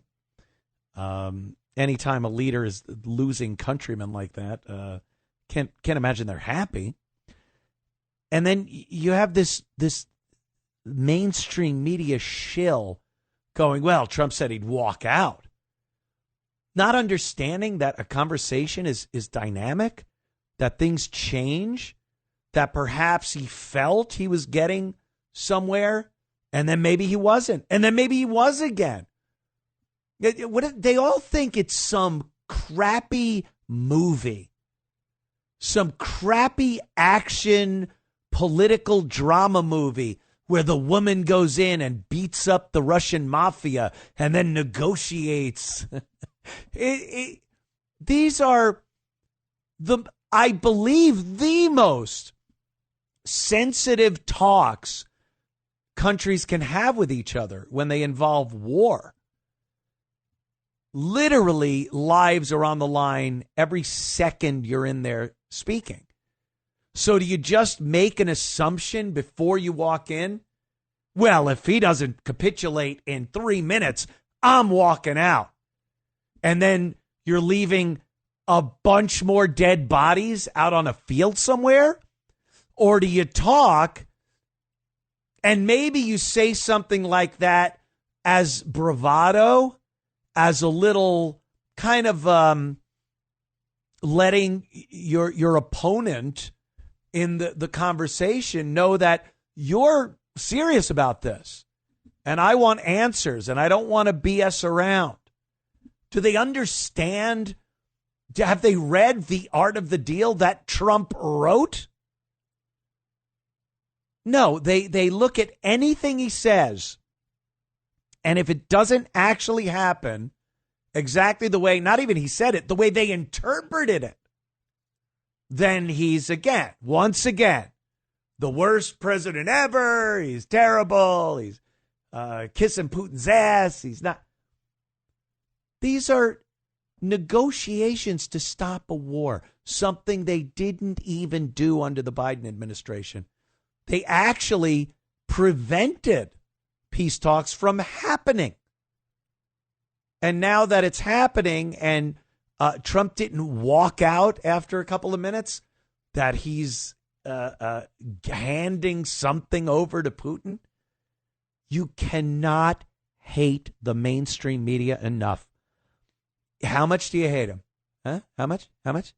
Yeah, not enough. Not enough. It's disgusting. Just disgusting.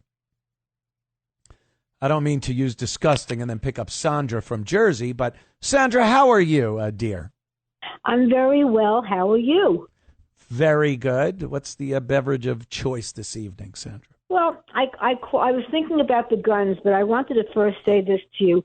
I really enjoyed your sharing the microphone with Sid Rosenberg last week. Yes. I loved it. I think you two have really good chemistry together, and maybe one of these days, even once a week, you two can be together like Bernie and Sid, maybe Anthony and Sid. That's what I was thinking. You know, I think from the time I spent in radio exile and that time where Sid was building up a career, it might have to be Sid and Anthony. I don't know if it could be Anthony and Sid. I meant that. Just saying. Of course. Just saying. I don't know. Hey, course. maybe, Sandra. I don't know. But you're in luck because tomorrow in the noon hour, from noon to 1, myself and the great Mr. Sid Rosenberg are doing a show. Oh, I love it. Tomorrow. So very excited about that. Because like you, I do enjoy doing a show with Sid myself there, Sandra. Yes. I picked up the chemistry, and I'm very perceptive like that. Yeah. And then I wanted to say one more thing. I love what Jacqueline said about the guns, whatever that proverb was. I know that it's not the guns that kill the people, it's the bullets. So maybe they ought to raise prices on bullets so people that's an won't interesting be take. Right? Well, to not be in such a hurry to buy them, and then maybe they'll think twice before they shoot someone. Well, how about we take care of we actually notice, we look at statistics and crime statistics and whatnot, and we try to figure out why there is a group of people, certain people in particular, not 100%, but, the majority, especially when you look at percentiles and per capita and try to understand why they are killing people at insane rates instead of looking at the tool being used to commit those crimes. Sandra, thank you so much. There goes Sandra. We can't do a show without getting Sandra's point of view every week. That's yeah. Anyway, she seems like a good egg. She does seem like a good egg. Let's see what's coming up. We got Janine Pirro. She's reacting to the press, the lying press again, saying that crime is down in DC. This has been their go-to. Since Trump has decided to crack down on the homeless problem and crime, this carjacking problem in D.C., and these teens, young ruffians, thugs, whatever they want to call them, in D.C., there is a problem. And they just want to keep telling you that crime is down. Oh, it's down. Well, do your statistics say they're down? Because there's plenty of ways to fudge stats. And I know plenty of cops, NYPD guys, and they have told me many, many times that what they do is they'll take something like an assault and they'll make the paperwork, they'll write out the paperwork as harassment. And now you have one less assault charge, which is a violent crime. And now you have a harassment.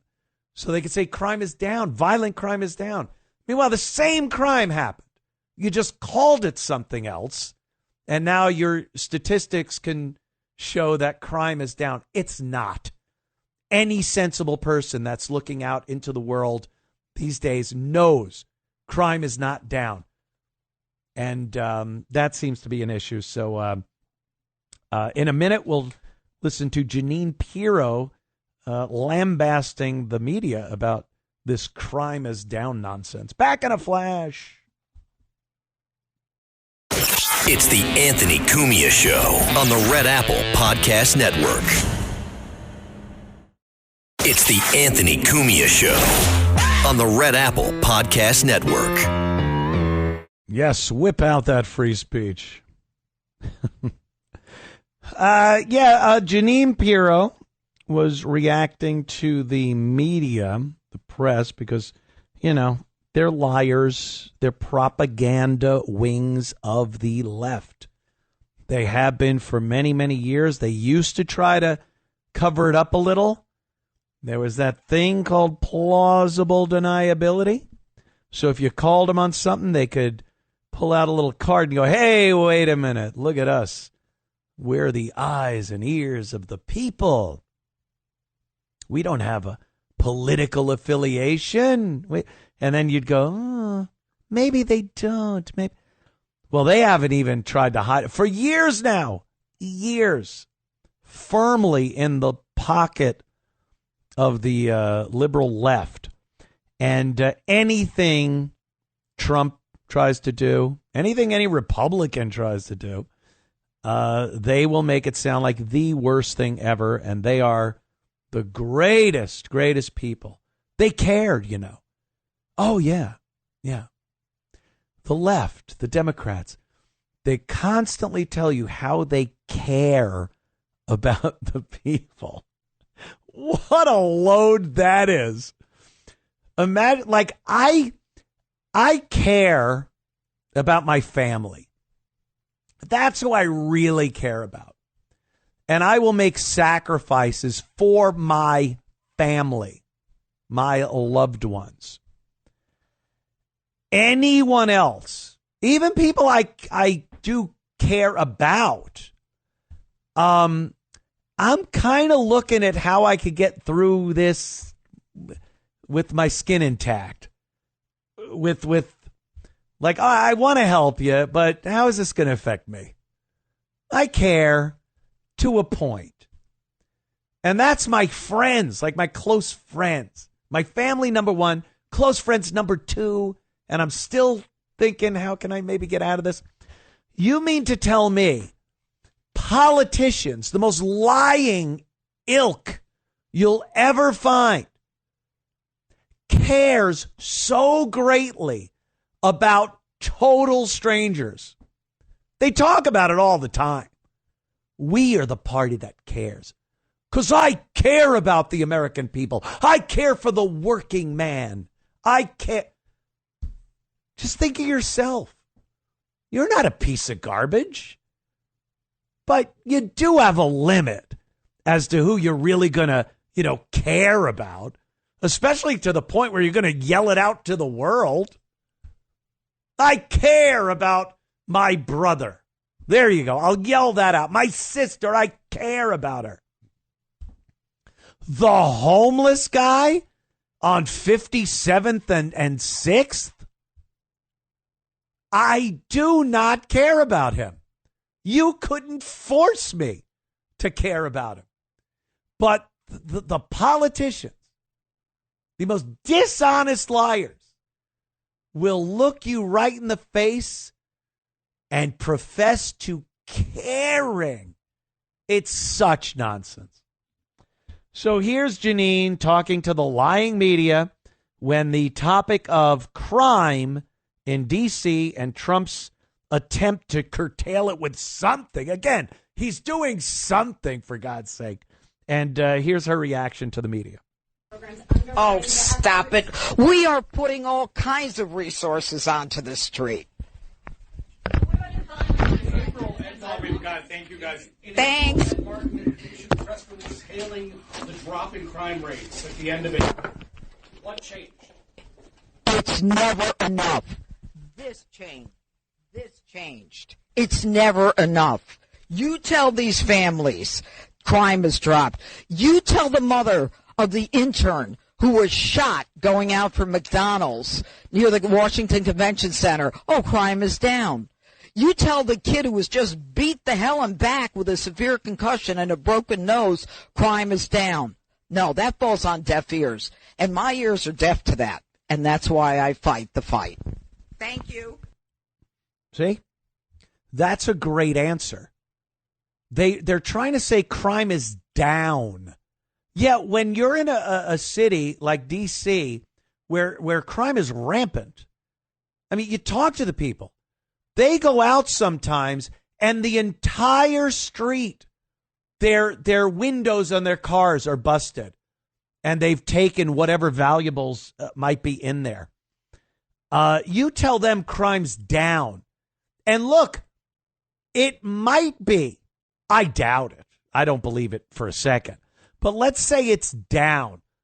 It's just what Janine said. How is that good enough? Is it just being down a couple of percentage points?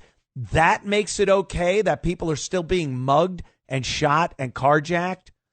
And even if they're not being harmed physically, property damage and burglaries, that's okay? They just don't get it. They have to crap on every single thing anyone on the right tries to do to help the American people. Unbelievable. All right, taking a quick break, but we will be back in moments. It's the Anthony Cumia Show on the Red Apple Podcast Network. It's the Anthony Cumia Show on the Red Apple Podcast Network. Yes, back with more of the Anthony Cumia Show. Let's go to Matthew in Jersey. Matthew, what's up, my friend? Hey, how are you? Very good to talk to you.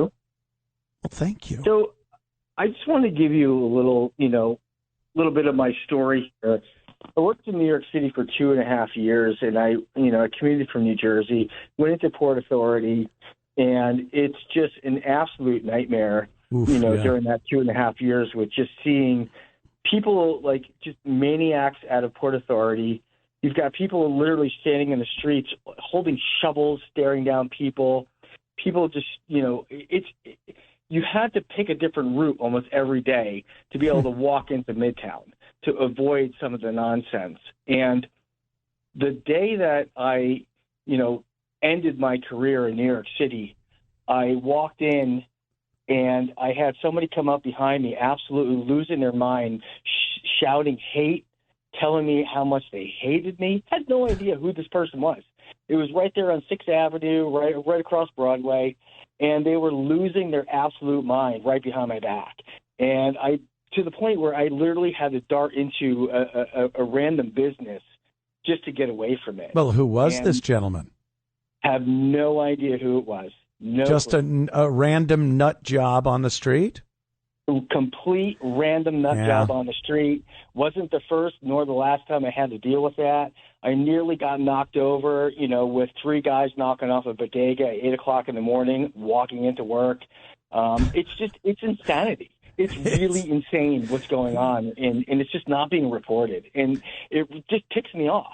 And how does it expect people who are hardworking people to go in and work in the city when, the first thing you have to deal with getting off the bus in the morning at Port Authority is, nonsense? Whether it's people lying on the street or just insane people staring you down. It'll get better under Mandani, I swear, because what he wants to do is not only continue with just allowing people to jump turnstiles to get onto the subway system without paying, because, anyone that wants to push someone in front of a train or carry all their worldly possessions onto a subway car and then assault people and harass them or offend them, their olfactory system with their smell, those are the people. They don't pay to get on the subway system and then ride it offending people or assaulting them. They get on for free. So now Mamdani wants to do that on the buses too. So the only barrier that you've had over the course of the years has been that fair. The ability or the lack of ability of people to pay it so they can't get on the bus to harass you. Now, Danny wants that free. So all those people that you see on the subway platforms because they've been jumping turnstiles, they will also now be on the buses. So Port Authority will be even better. Yeah. I'd like to address one other thing with New York when it comes to their unemployment process, because their unemployment process is completely broken. And, it took me weeks of calling that number to, register my unemployment. And I can't imagine the genius after all the automation for the call. I can't imagine the Mensa genius you must have gotten on the other end when you finally were able to speak to a person. It took me 3 weeks to get a person on the phone. It was using person dial. loosely, using that term person very loosely. Brutal, absolutely brutal. And you know what? And my case was completely dropped.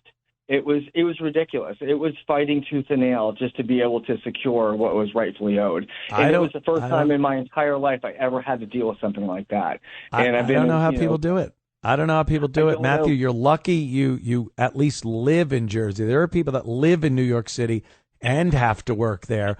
At least you have somewhat of an escape to not have to pay the insane prices, deal with the lunatics, depending on what part of Jersey you're in. I hope you're in a place where you live that isn't that crazy. But, New York City it's screwed. It's effed, as they say. Matthew, thank you, man. I appreciate the call. What he talked about kind of fits in with what I wanted to go to next. With Trump cracking down on DC, the crime, the homeless problem, and all these other cities now, they believe, because Trump is a dictator, he's a fascist, he is literally Hitler. Literally Hitler. So obviously he's doing terrible things and he's taking over and, DC, he did that. Martial law, as Rosie said. So other cities now are saying, are we next? Are we next? And I don't know. Is it bad enough? Do you look around and go, boy, the government we've elected and put in place and the law enforcement they have appointed just isn't doing the job. There's a lot of crime and nastiness going on here. Also, D.C. is a whole different animal as far as Trump being able to actually have what they call this federal takeover. He can't just go into any city and do that. L.A. was a different issue. He was able to do that. There was protests or unrest going on. It wasn't protests. Unrest, let's call it. And you can call out the National Guard for that. But you can't just, hey, we don't like the crime stats in New York, so we're going to put the National Guard in here and take over your police department. It's not going to happen, so relax. Trump isn't the dictator they wish he was. They wish he was this dictator so they would be right when they call him a dictator. And there would be something that they could put up front and go, see, this is what a dictator does. Because he's doing everything in complete compliance with rules, regulations, laws, and the Constitution. But when you listen to a pair of people like the Reverend Al Sharpton and Spike Lee, they had a little talk about what might happen, what it might look like if Trump decided to use the same policies used in D.C. to curtail the crime and homelessness in New York City. Because, the people in the Bronx and Brooklyn, they ain't putting up with that. And they're They're laughing about it. This, by the way, on the heels of a gang shooting where people were killed and injured.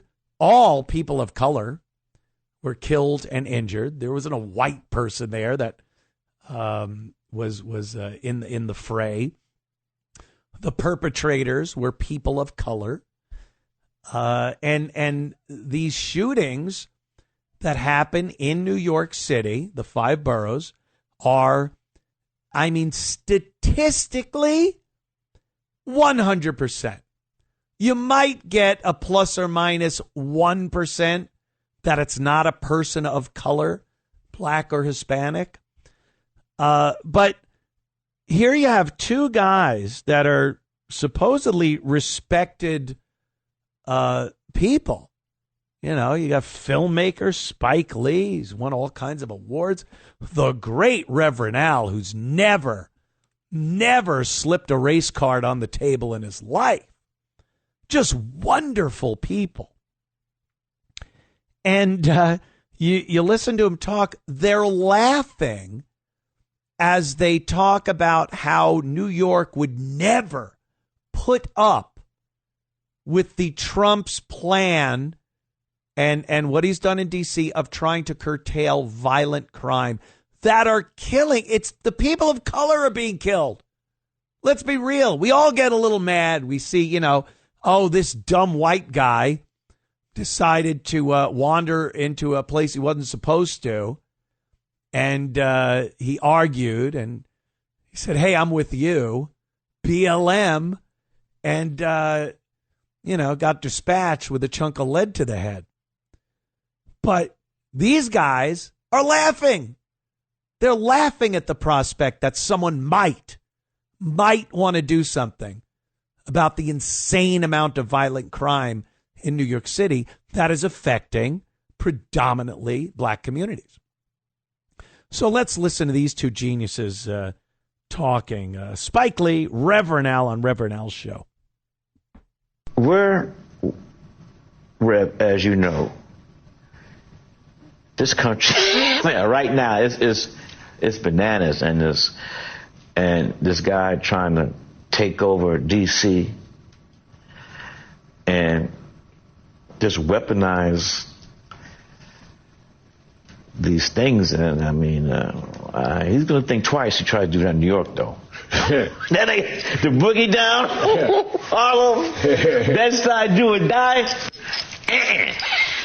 Gonna be a different kind of reaction. Oh yeah, it's gonna be very different. What? More violence? What's the different reaction?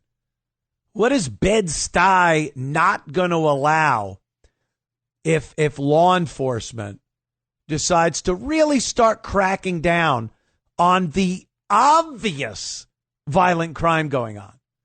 This isn't some excuse to use racism and round up people of color. Just looking at the crime and the violent crime and the murders going on in New York City.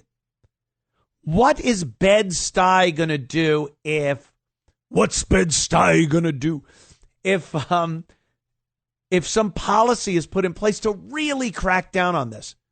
Not allow it? React with violence? How could you not want your own people to be safer than they are now?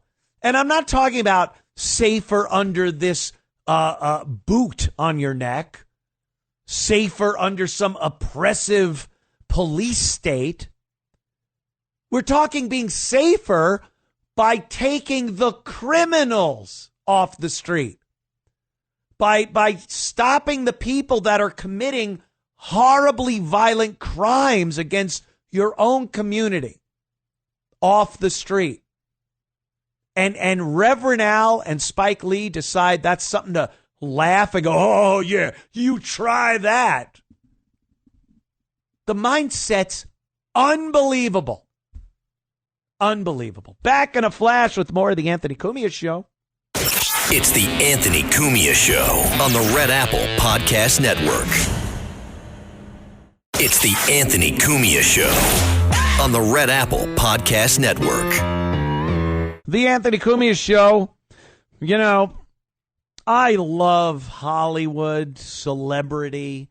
If you've listened to this program or any other program I've done over the course of the years, you know the utmost respect I have for celebrities and their opinions. They're never at a loss for words. And they're actors. These are actors. They act. No matter what they're doing or saying, they are acting. I have a theory about actors. They are empty vessels. They don't have real personalities.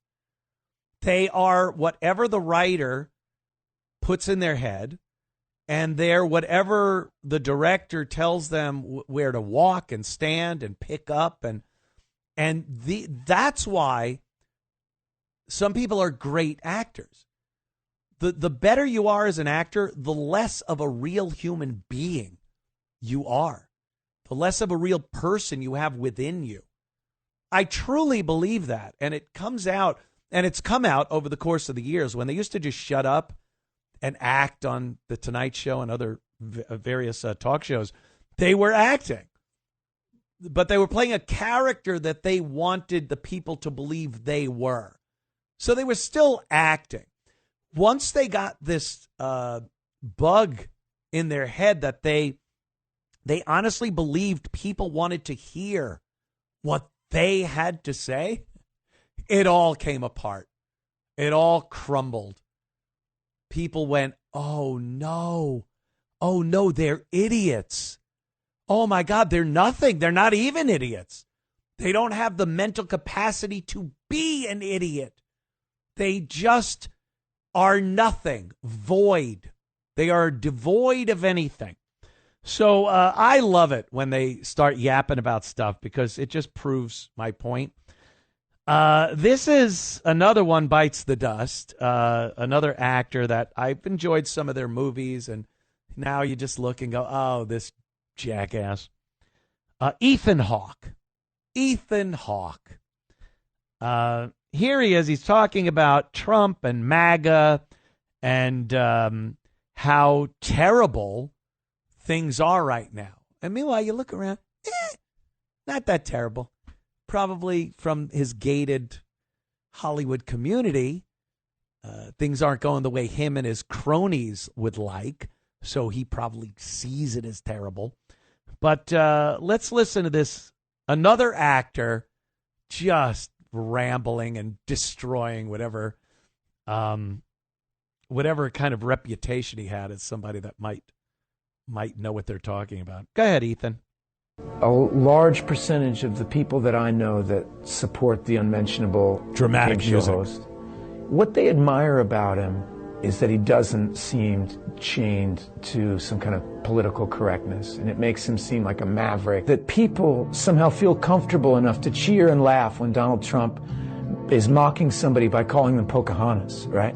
We're going to get the leaders in this life that we deserve, and if we walk around and we think that stuff is funny, if our elected officials aren't, demanding ethical higher ground, then we're in a very dangerous place. And I find that kind of jingoistic hate to be terrifying because it's always, history shows it's always the easy way. Whenever we're upset and whenever we're angry, if somebody gives us a chance to express our anger, it feels good temporarily because it feels like a place to put your rage. What it usually does is, create a cycle of violence. Everything he said was good. Like, you want an outlet for your anger. You want, if a bunch of people are angry about something, you want to commiserate. And you want to go, oh, good, I'm not alone on this. Other people are pissed that this is happening or that's happening. What? And Trump, he's not, it's this guy, he just, will say something and then you can't even grab hold of it or be, what, like the cult-like Biden administration where you just assumed he didn't have Alzheimer's because you were told that? And then his acting, like the voice, that's what I'm talking about. They're just acting. And moral high ground, these guys are, how can you think that any politician or party, I'll throw the Republicans right in there too, because it goes to what I was saying earlier about caring. There's no moral high ground in politics. Does he actually think that the Democrats and Liz Warren, who, Trump was calling Pocahontas and he had a problem with it, she was the one calling herself an American Indian when it turns out she was not. But Trump's the problem for saying Pocahontas, making a joke out of it? Should have been arrested. Moral high ground. The moral high ground. Show me one politician that has ever taken the moral high ground. Maybe they fooled you. But if you look deep into something, these bastards, they are all about themselves. Politicians are just like Hollywood actors. They play a part. They lie for work. That's what they do. Actors are handed a script and they lie about who they are. If you're good at lying, you could talk and convince people you're someone you're not, and you're saying words that you didn't come up with, you're pretty much lying. And if you're really good at it, they give you awards. And politicians are the same thing. They are just saying what they feel they need to say in order to get what they need for themselves. Continue their job. Look at these guys. They hang in there for their entire lives, lying to the people, handing out breadcrumbs every election so that people will vote for them again, making unbelievable amounts of money on a $170,000 a year paycheck, is it? So it's no different. That, I think, is why the liberal Hollywood and liberal politicians, and even not liberal, look, again, I'll throw all of them into the mix here. Politicians are liars. They might even be worse than actors, because at least actors are given lines and everyone knows they're not really that person, or for the most part. When they're speaking their lines in a movie, you go, oh, that's Ethan Hawke. That's not that guy. Politicians are like, no, this is me. I'm Chuck Schumer. And then he's just lying. He's just blurting out lines that aren't real. Unbelievable. Back in a second with more of the show. It's the Anthony Cumia Show on the Red Apple Podcast Network. It's the Anthony Cumia Show on the Red Apple Podcast Network. The Anthony Cumia Show. I thought a good palate cleanser here, because it kind of fits in with what Ethan Hawke, the fabulous Ethan Hawke, was saying about Pocahontas. How do you look at someone like Liz Warren that professed to be an Indian, an American Indian? This could be the biggest racist thing a politician's done, trying to get yourself ahead. She cares. I care about the Native Americans. And then she calls herself an American Indian when she's not, in order to get into a school. I mean, that right there is caring. I care. It shows you don't care. You care about yourself. I think they're all raging narcissists. You have to be. Oh, I am perfectly capable of representing tens of thousands, if not millions of people. I'm the guy. I could represent everyone. If that isn't a narcissistic mindset.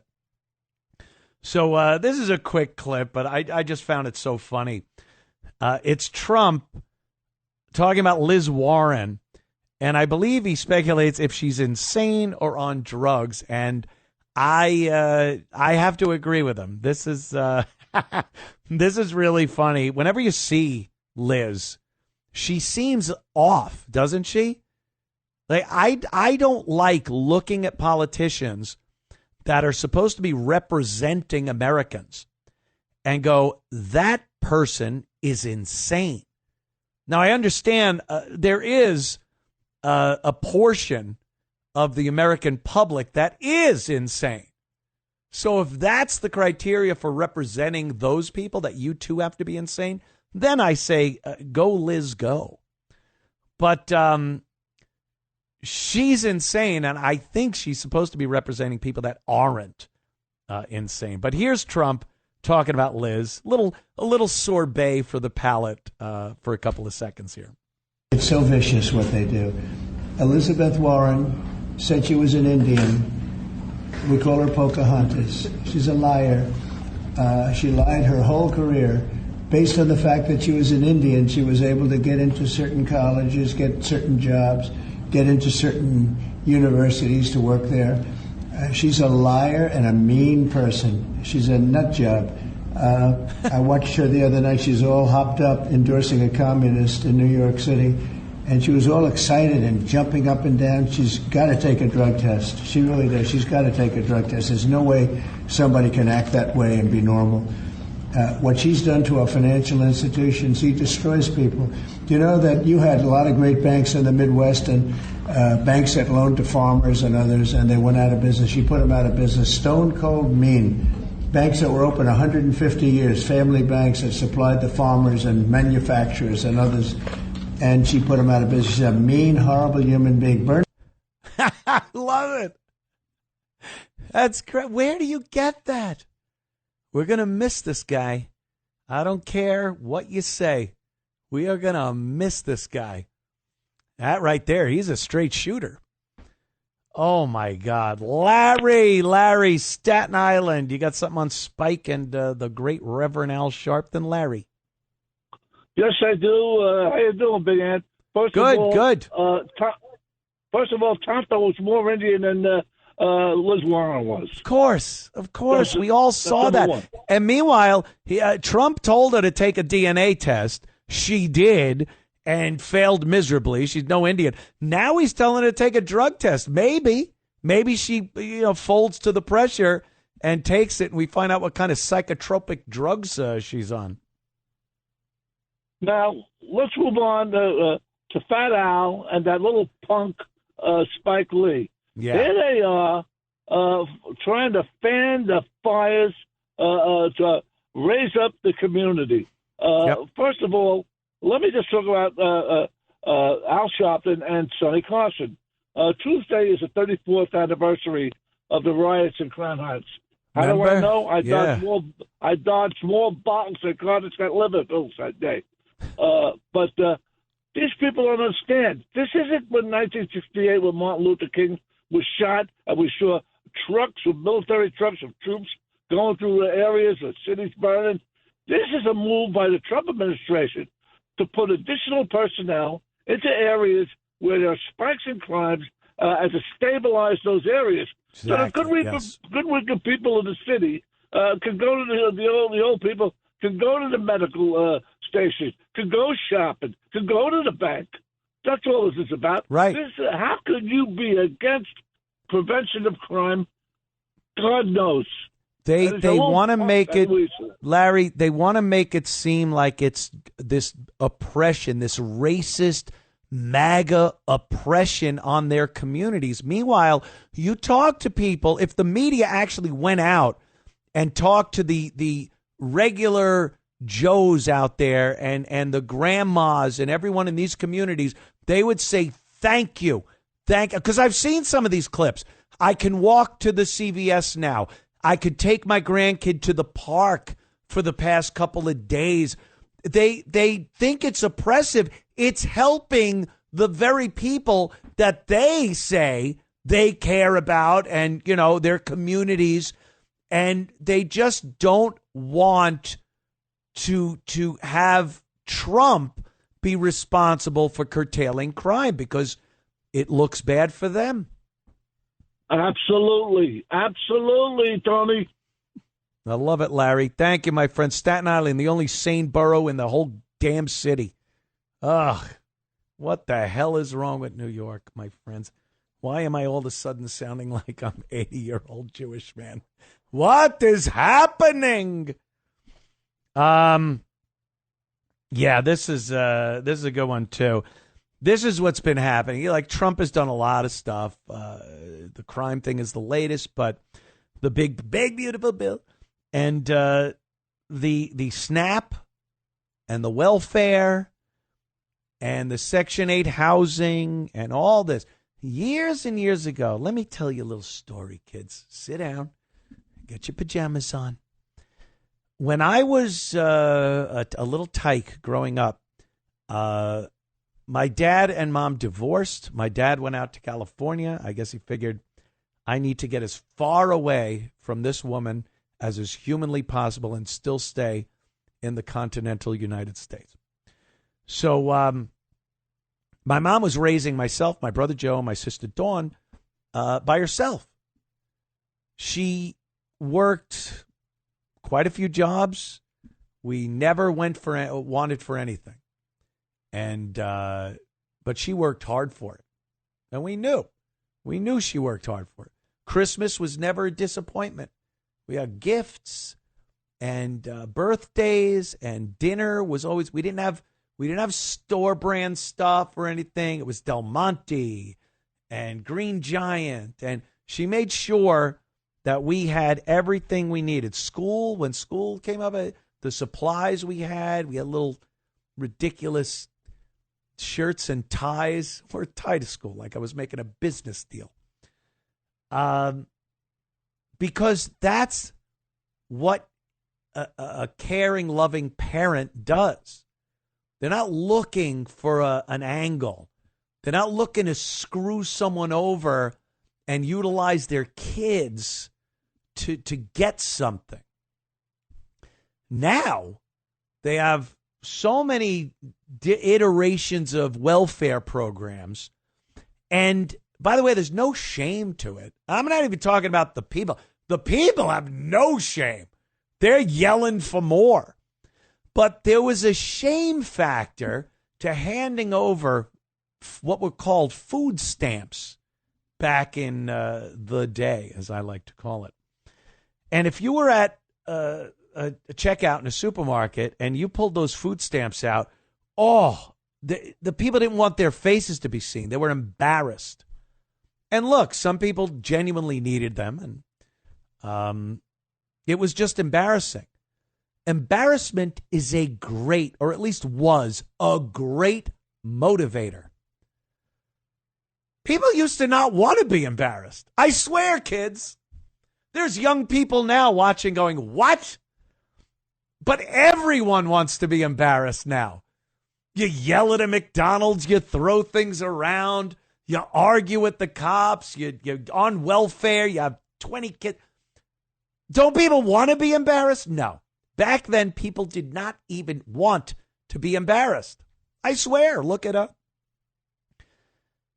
So that's how it used to work. There was an incentive to get off of welfare just because you felt bad being on welfare. Imagine that.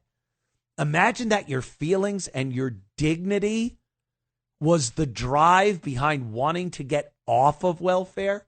Yeah. Swear. Now, there is no embarrassment, no pride, no anything. There's actually, this is it. Where's mine? I want more. So now Trump, big beautiful Bill, he's made it so that people that are able to work have to work. I know, crazy. It's like the gulag. But that's what it is now. And lo and behold, that lack of embarrassment I'm telling you about, there are people going online, putting themselves on video to complain that they are now required to work to either get a lower amount on their welfare or they're going to be cut off anyway. The point here is you have to work. You're able to. If you're disabled, you can still be on welfare, SNAP, whatever it is. But if you are capable of working, you have to work. And this is an injustice. Here's a woman angry, and putting her face on the internet that she has to now work to get her benefits. Watch. Listen. In 2 years, I'm going to lose my housing. All because the guidelines for Section 8 have changed since you-know-who got into office. Could you pause this for a second, please, at the studio? Did you hear what she said? In 2 years, I'll lose my housing. Could you imagine? You went through school, maybe even college. Maybe you went into the trades. And it's not your parents you're living with. But somehow, some way, you got 2 years of housing for nothing, for free, to build yourself up, build up a nest egg, build a career, just something that after that 2 years, you have a launching point. She's bitching that she only has 2 years to do something with her life to be a contributing member of society instead of a burden. And again, not an ounce of guilt or embarrassment putting her dumb frig face online for everyone to see as she complains about this. Let's continue. That if you have a child that is school aged, meaning if you don't have to stay home with your child, you have to be able to obtain employment, have a full-time job, and you cannot be on Section 8 past 2 years unless you have a disability. Can you believe that? Yeah. Can you believe that? Yes, I can. God forbid I have the stress of being a single mother, right? I have to depend on the government to help pave my way. Because okay, pause again, because it's really hard raising a child. This is another thing. Remember, I don't know, I know I probably skew a little older than I did when we were putting girls in 55-gallon drums and dumping fish guts on them. So I'm assuming there's some people here who might remember something called the 80s. This woman is complaining about working and having kids and having to lead a life that we all had to lead. This is what living in this country is. You weren't supposed to just get a free ride. And back then there was this criteria where you had to work and you were embarrassed by not working and earning and supporting this family. Here's another thing about the 80s that something that was going on back then. There was this big push to empower single moms. If you remember, Murphy Brown had an episode of her show where she was going to be a single mom. And the Republicans and conservatives and Dan Quayle, if you remember, lost their minds. This is teaching the wrong thing to our kids. A marriage, a husband, a wife, a father, a mother, and the kids is the best road to a successful child. And everyone blew up at that. I blew up at it. I thought, like, who cares? Whatever. But when you have a woman like this that's having children and has been empowered by this illusion that single motherhood is just as good for everyone involved as a family with a mother and a father and a kid. Well, it turned out to be crap, didn't it? That turned out to be garbage. This woman is dependent on a system of welfare because she somehow decided that she needs to be a single mom. And yes, she decided. She didn't make the proper choices. And of course, some people, mistakes happen.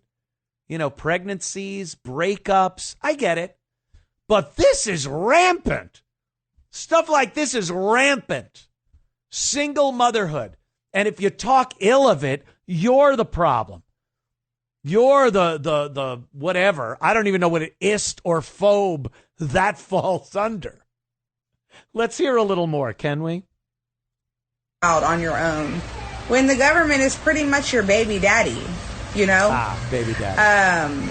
You're going to get that check every single month. It's going to hit every single month, so you don't have to stress about it.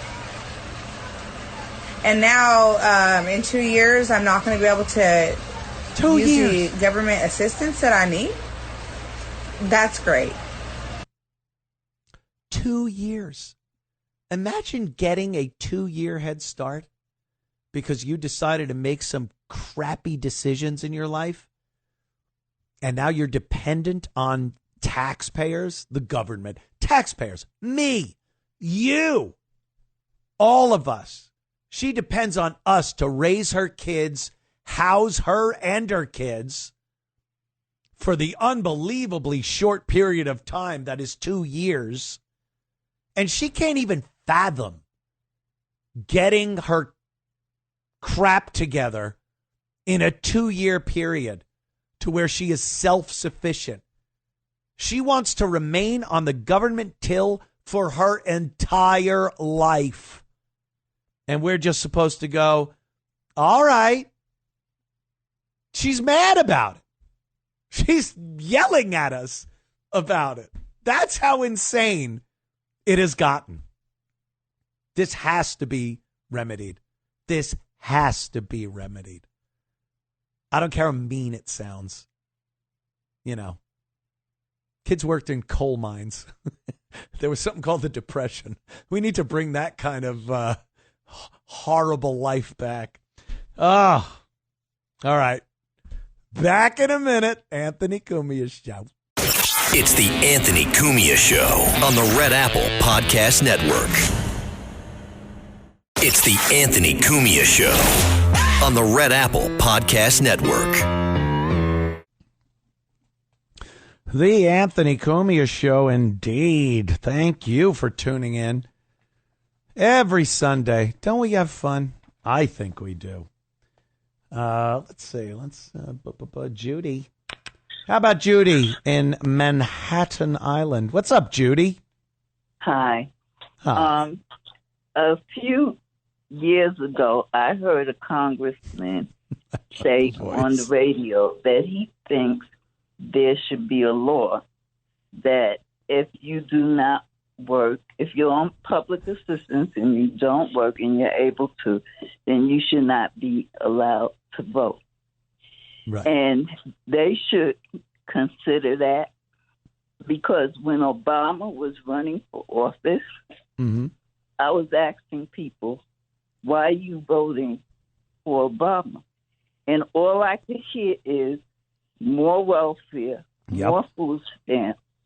And when he got in, people were running around here telling me, did you get your Obama phone? The Obama phone. I remember that. I got an Obama phone.